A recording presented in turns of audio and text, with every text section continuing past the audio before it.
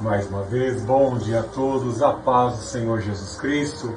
Vamos abrir nossas Bíblias no Evangelho de Mateus, capítulo 13. Evangelho de Mateus, capítulo 13.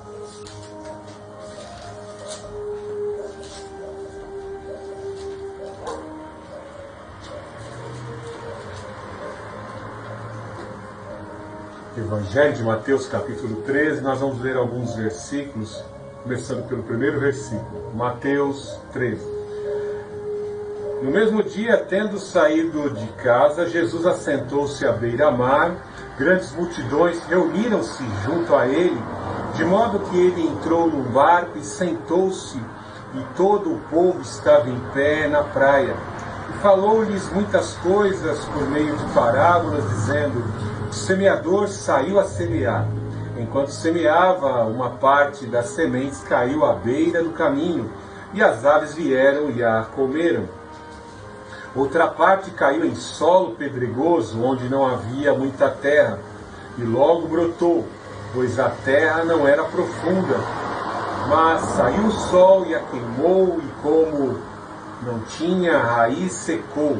Outra parte caiu entre os espinhos, os quais a sufocaram quando cresceram. Mas outra parte caiu em terra boa e deu fruto. Um grão produziu outros 100, outros 60 e outro 30. Quem tem ouvidos, ouça.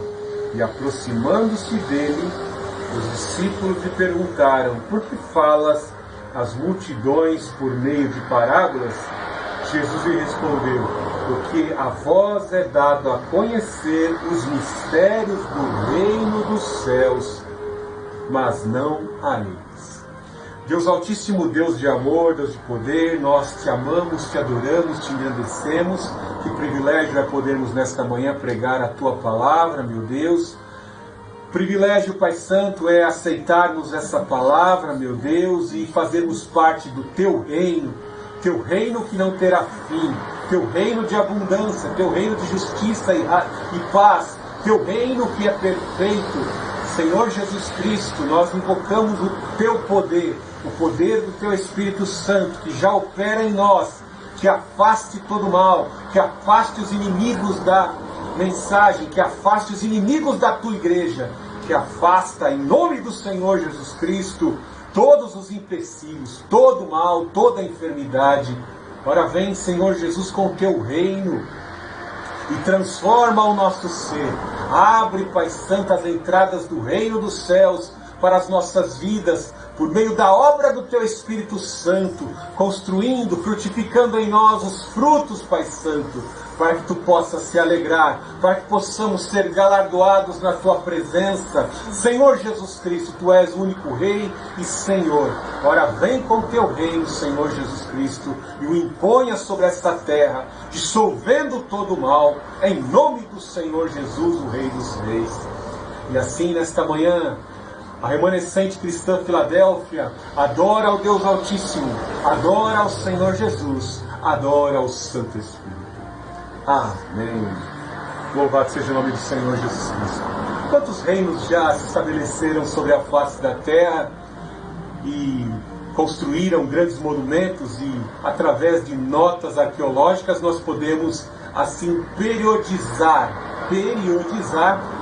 o tempo em que esses grandes impérios se consolidaram sobre a face da terra. Muito bem provável que nenhum reino poderá ser eterno como o reino que o Senhor Jesus Cristo oferece. Haja vista que ele fez uma promessa a Davi, e ele cumpre, estende as promessas desse reino às nossas vidas. Como eu disse, quando olhamos para algumas notas arqueológicas, nós vemos que reinos provisórios se estabeleceram sobre essa terra. O Império Egípcio foi derrotado ali no mar de Juncos. O Império Assírio foi derrotado pelos babilônios. Os babilônicos foram derrotados pela junção de medos e persas. Alexandre o Grande também consolidou um grande império, mas foi derrotado ali na região da Índia. Depois veio o Império Romano. Depois veio o Império da Igreja Católica. Todos os impérios caíram. Uma coisa bem certa que a profecia de Daniel vem nos demonstrar que uma rocha veio e esmiuçou os pés daquela estátua que representavam todos os reinos da terra e até mesmo os reinos provisórios futuros, e assim aquela rocha não cortada por mãos destruiu os pés da estátua e os reinos dessa terra vieram abaixo.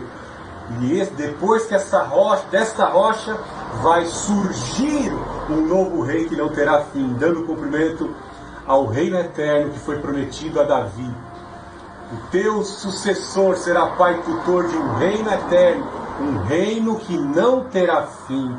Quando falamos de reino nessa terra, ficamos um tanto que perplexos, principalmente quando dissemos que você já faz parte do reino. Você que aceitou o Senhor Jesus Cristo como rei, já faz parte desse reino. Veja que os reinos dessa terra estão prestes a cair em derrocada, como todos os reinos lá no passado caíram. Caem-se os ditadores, destroem-se os reinos. Tudo é provisório nessa terra. Por isso nós temos que buscar um reino incorruptível, um reino que não tenha fim, um reino de justiça e de paz. Homens humanos, pecadores, inclinados às cobiças e ao poder, não podem consolidar um reino perfeito nessa terra, porque esse reino, esse mundo, jaz do maligno. Haja vista a tentativa de Nimrod, que é considerado pelos teólogos o pai da globalização. O intento dele de construir aquela torre foi desfeito pelo poder de Deus, que se manifestou destruindo aquele empreendimento, aquela torre. O pai da globalização, o primeiro globalista, foi derrotado. E assim sucessivamente, como eu disse, todos os reinos hão de cair. E aquele que vai se levantar, pois tudo está preparando as nações, na política, na cultura, está tudo preparado para uma religião universal e um reino global. E aí é que nós vamos ver o grande confronto do verdadeiro rei eterno contra o falso rei criatura, o rei globalista, que será derrotado com o sopro de sua boca. Assim nos diz a segunda carta de Paulo aos Tessalonicenses. Este falso rei será derrotado. E assim, algo de maravilhoso é vermos que, se estivermos alinhados com esse rei, que já instalou esse reino eterno em nossos corações, nós vamos estar com esse rei para sempre, pois o seu reino não terá fim. Quando vemos aqui, a partir do capítulo 13 de Mateus, o Senhor Jesus Cristo trabalhar com algumas parábolas. E o que é uma parábola? É uma história contada com ilustrações e figuras com propósito moral e espiritual. Ou seja, ele vai se utilizar de diversas figuras de linguagem para expressar em semelhança o reino de Deus, para mostrar quem serão os súditos do reino de Deus, quem são aqueles que ouvem acerca do reino de Deus. O Senhor Jesus Cristo vai utilizar-se de uma série de contrastes para assim trazer a compreensão do reino de Deus. Imagine que o sistema de educação naquela época era muito precário. Como nos dias de hoje, a falta de educação é um terrível problema sociocultural dos dias de hoje. E nós temos que trabalhar com comparações, com figuras, para podermos ensinar as verdades do reino. E essa era uma grande estratégia do Senhor Jesus Cristo, falar acerca de ilustrações, de figuras, de linguagem, para que as pessoas possam compreender as coisas de Deus. Algo de maravilhoso que quanto mais o homem se aproxima da ciência, do conhecimento, não digo todos, não quero generalizar, mais eles se tornam adoradores da deusa da razão, mais eles se tornam adoradores do conhecimento técnico-científico. Haja vista a nova moeda que vai surgir aí, o Bitcoin, né? A nova moeda tecnológica, ela já vem com uma pirâmide maçônica e não vem mais escrito em Deus nós confiamos, né? No dólar está escrito in God we trust, em Deus nós acreditamos. A nova moeda digital vem escrito nós acreditamos na ciência, na ciência. ou seja, divinizaram a tecnologia, o transhumanismo, né? Então, quanto mais o homem se aproxima do conhecimento, ele vai se auto-endeusando. Mas, por um outro lado, quando vemos o crescimento do Evangelho na África, no Nordeste brasileiro, nas periferias, nas favelas, às margens da sociedade, nós vemos que os pequeninos, os mais humildes, mais simples, eles ouvem falar de Jesus e o nome tem tanto poder que as pessoas já se emocionam e aceitam logo de início o Evangelho. Como eu disse hoje na introdução da mensagem, entrar no reino de Deus, de certa forma, a princípio é fácil. Nos mantermos no caminho que vai nos levar efetivamente para toda a eternidade a entrar no reino de Deus é um pouco mais que delicado. Por isso que temos que entender todas as parábolas que estão contidas aqui no capítulo 13. Pois na parábola do trigo e do joio nós vemos que o joio cresce junto com o trigo no reino de Deus. Nesse reino aqui, ainda na terra, nós vamos ver que tem, dentre os 12 apóstolos, tem um traidor, um que gostava de dinheiro, né, que conspirou contra o mestre, com os inimigos do Senhor Jesus Cristo. Bem assim, dentro das igrejas hoje existem pessoas falsas, hipócritas, que sentem inveja dos seus irmãos, querem o mal dos seus irmãos. Então, muitas vezes a pessoa até religiosamente vai permanecer por muitos anos dentro da casa de Deus. E como eu disse na parábola do trigo e do joio, somente no último dia eles vão ser separados, assim como os bodes das ovelhas vão ser separados. Em especial, como eu disse, aqui na parábola do semeador, nós encontramos a parábola-chave para compreender as outras parábolas. Essas histórias, essas narrativas do Senhor Jesus Cristo, contendo figuras de linguagem. Vemos que o Senhor Jesus Cristo estava numa conjectura onde os maiorais de Israel, aqueles que tinham conhecimento, os doutores da lei, que tinham sabedoria, estudavam a lei, escreviam, os escribas que conheciam a lei, os doutores letrados, rejeitaram ao Senhor Jesus Cristo. Numa sinagoga, num local de ensino, eles rejeitaram o ensino da verdade. Olha que coisa interessante, por isso que eu disse que alguns cientistas se afastam de Deus, da presença de Deus. O Senhor Jesus Cristo vem para trazer a verdade e eles resistem, não querendo abrir mão do seu orgulho e da sua ostentação. E o Senhor Jesus Cristo, neste dia aqui, como é citado, ele saiu de casa e sentou-se à beira-mar. Ou seja, numa embarcação, ali a multidão se reúne para ouvir as verdades do rei. Imagine a inveja e a dor de cotovelo dos maiorais, dos escribas principalmente, que eram chamados de Rabone, de mestre, né? Imagine agora eles vendo a multidão não mais seguindo os escribas e seguindo agora o mestre dos mestres, o Senhor Jesus Cristo. Isso causava muita inveja. Vemos que o Senhor Jesus Cristo atinge todas as camadas. O Senhor quer ter comunhão, quer fazer entrar ao seu reino tanto os cientistas como aqueles que são mais pobres e humildes. Os mais letrados resistiram ao Senhor Jesus. E o Senhor Jesus agora, nesse segundo estágio, vai de encontro aos pequeninos, aos mais pobres. E à beira-mar fez daquela embarcação seu púlpito e ali começou a pregar a chave para a entrada no reino dos céus. De certa forma, essa chave para entrar no reino dos céus vai descrever, por meio de figuras de linguagem, o estado, a condição orgânica e espiritual do coração de cada um deles. Pois cada um daqueles que estão representados aqui, do capítulo 13, do verso 3 até o 8, são tipos de corações.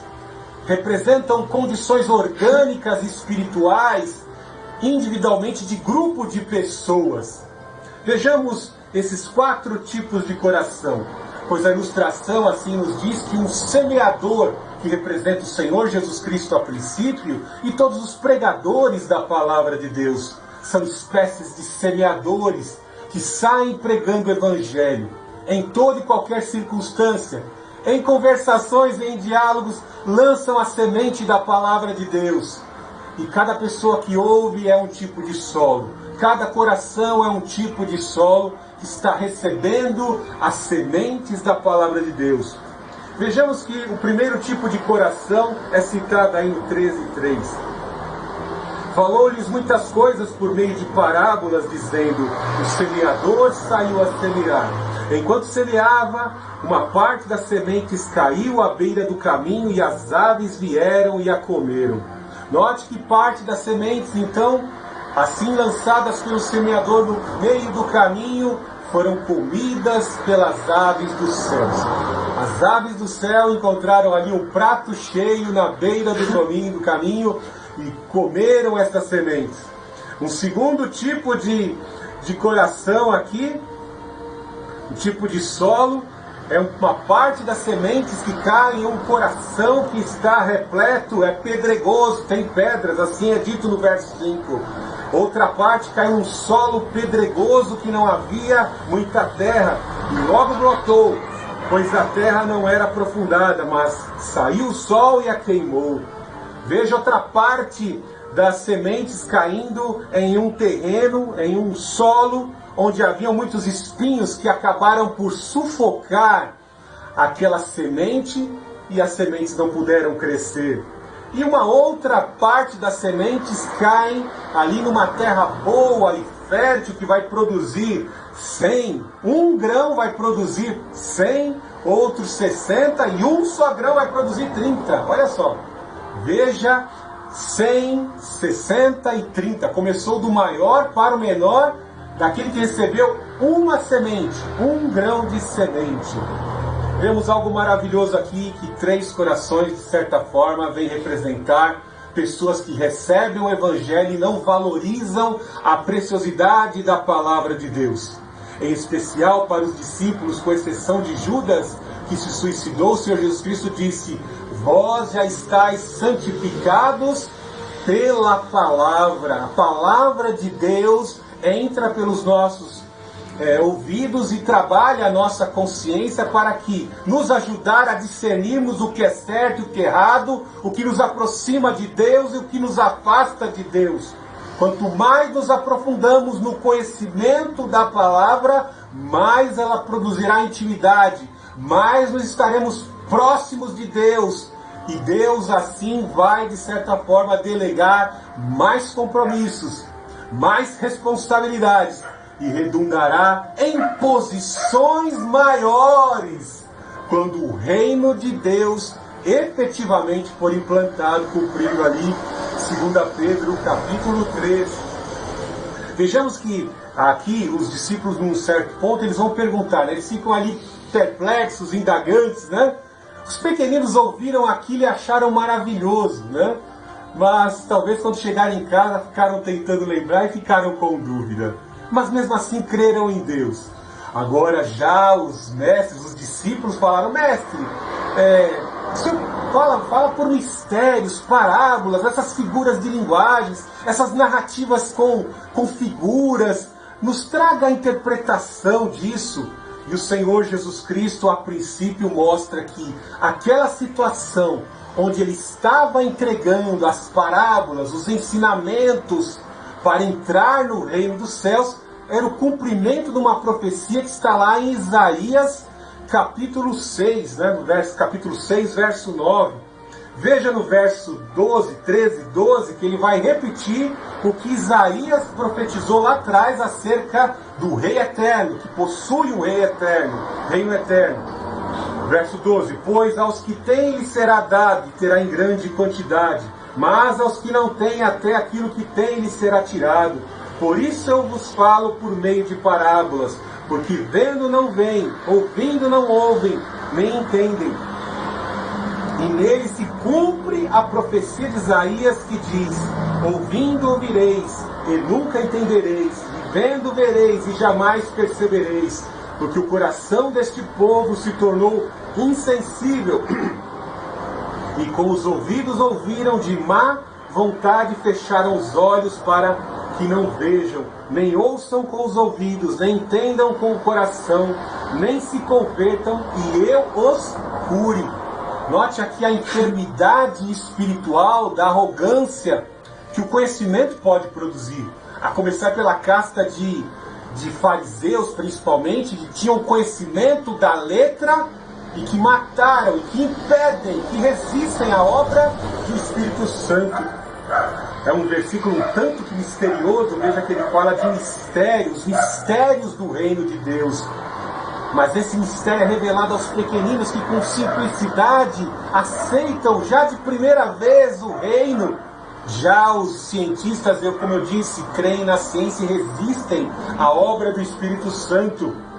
Veja algo de maravilhoso, que ele já inclui uma certa profecia no verso 12, que incrementa aqueles que adentraram ao reino dos céus, aceitaram o Senhor Jesus e olham para si e se veem incompetentes.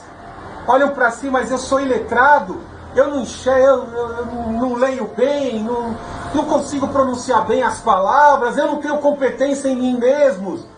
Mas nós vemos algo maravilhoso aqui, que se incrementa com aquilo que o apóstolo Paulo nos ensina em 1 Coríntios 12. O Espírito concede o dom que ele quer, a quem ele quer e da forma que ele quer.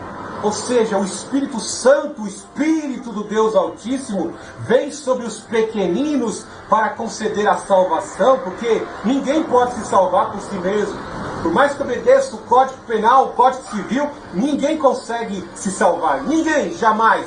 Todos são pecadores e afastados estão da glória de Deus. Todos se salvarão pelo poder de Deus. É a graça de Deus. Então, quanto mais nos aproximamos de Deus, mais buscamos da sua graça, o Espírito faz superabundar os dons para que aquele que tem a presença do Senhor receba mais. Aquele que granjeia com o dom que o Senhor dá, ele vai granjear mais. E o nosso Deus é assim, quando ele vê que alguém tem predisposição a trabalhar e engrandecer o reino do Senhor Jesus Cristo, ele vai incrementar dons, ele vai colocar mais capacidade, ele vai preparar e vai conceder mais dons. Haja visto, o próprio apóstolo Paulo tinha o conhecimento da ciência, pois era um doutor da lei. Se humilhou no deserto da Arábia por 3 anos. E ele disse, eu vou cumprir o chamado, a profecia abraâmica, de levar esse evangelho e lançar sementes por todos os reinos, por todos os cantos da terra. Eu vou. Quando Paulo declara isso, nosso Deus vai incrementar todos os dons espirituais contidos ali naquela lista em 1 Coríntios 12 e também em Romanos capítulo 12. O apóstolo Paulo tinha todos os dons espirituais. Os ministérios que estão contidos na carta aos Efésios, capítulo 4, o apóstolo Paulo tinha todos os ministérios. Apóstolo, profeta, mestre, pastor, evangelista, todos os ministérios estavam contidos sobre a vida de Paulo. Algo maravilhoso, né? Quando Deus dá muito poder, algumas pessoas não resistem ao poder. O poder corrompe. Até mesmo o poder dado a um servo de Deus. Haja vista Sansão. Haja visto os papas que governaram as igrejas. A igreja romana, a igreja católica. Se corromperam por excesso de poder.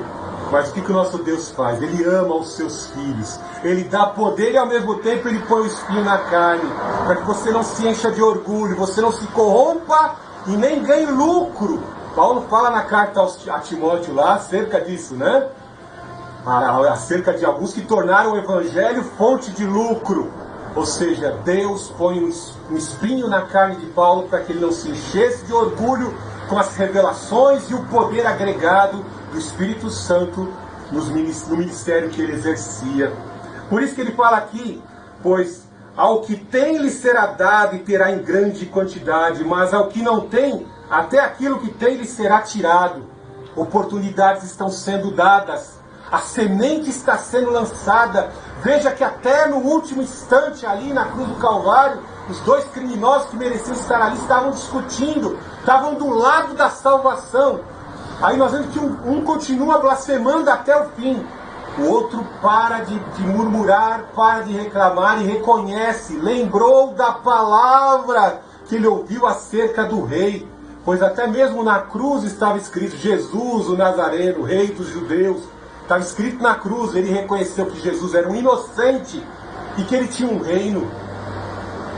E naquele instante, no seu último instante, ele pôde ser salvo e adentrar o reino de Deus. Olha que coisa maravilhosa. Por um fio, no último instante, aos 45 do segundo tempo, ele conseguiu entrar no reino dos céus e se salvar. Veja que a alguns está sendo dada a oportunidade, mas veja o que fala no verso 12. Mas ao que não tem, até aquilo que não tem, até aquilo que tem lhe será tirado. Que às vezes alguns cientistas, algumas pessoas orgulhosas, que ostentam o seu poder financeiro, têm a oportunidade de ouvir, mas resistem. Não quero para mim esse dom, eu não quero a graça. Eu não preciso da salvação. Uma pessoa já me declarou isso pessoalmente. Eu não preciso dessa salvação que você oferece. Até a oportunidade que tem lhe será tirada. Olha que coisa terrível. Que situação terrível. A palavra do mestre aqui é maravilhosa, pois é o cumprimento do que Isaías já revelava em sua época. Por estar dotado do Espírito do Senhor Jesus Cristo em sua época e falar acerca do pecado, daquilo que impede de adentrar ao reino do Deus Altíssimo, ele falou muito e acabou morrendo. No reino de Manassés foi cerrado ao meio pelo filho do rei Ezequias. Ele trouxe essa revelação que nós já lemos, Isaías 6, verso 9. Por falar essa verdade, a resistência do coração em receber a graça que é gratuita, o poder de Deus, o único poder que pode salvar. Por isso não aceite nenhuma doutrina que negue a divindade do Senhor Jesus Cristo, pois somente pela ação do Deus encarnado, Senhor Jesus Cristo, é que pôde haver uma obra eficiente de expiação dos pecados na cruz do Calvário. Jesus Cristo, Senhor Jesus, não é criatura, porque nele habita corporalmente toda a plenitude da divindade, tão pleno quanto o seu Pai, o Deus Altíssimo. Nele temos a salvação. E aí nos deparamos, note que o Senhor Jesus Cristo começou a explanar para os seus discípulos mais íntimos acerca do cumprimento da profecia de Isaías 6,9. Aí ele fala no 16, bem-aventurado os vossos olhos porque veem e os vossos ouvidos porque os ouvem. Olha que coisa maravilhosa. Nós aceitamos ao Senhor Jesus Cristo. Então nós não somente temos a visão física, enxergando bem a realidade à nossa volta, como também os nossos olhos espirituais se abriram. O príncipe das potestades do ar, que cega o entendimento dos incrédulos, para que não resplandeça a luz do Evangelho do nosso Senhor Jesus Cristo, continua cegando o mundo. O mundo jaz no maligno, o mundo está cego. A graça está aberta, o portão da graça está aberto, mas o mundo continua resistindo à mensagem do Evangelho do Senhor Jesus Cristo. Mas veja a cada um de nós da remanescente cristã Filadélfia, que aceitamos ao Senhor Jesus Cristo, o aceitamos como Rei e Senhor das nossas vidas.